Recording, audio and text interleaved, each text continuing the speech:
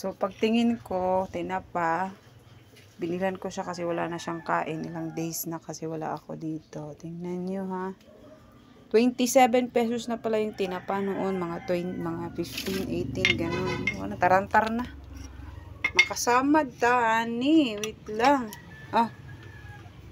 Sabaw muna. Oh, gutom in town. Baba, delivery, baba. Gutom. Wala na yung sudan.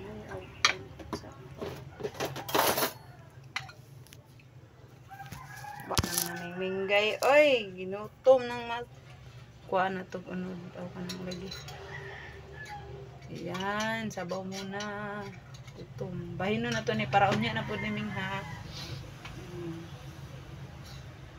Later na naman yung iba minggay. Ang problema, saan ko itago?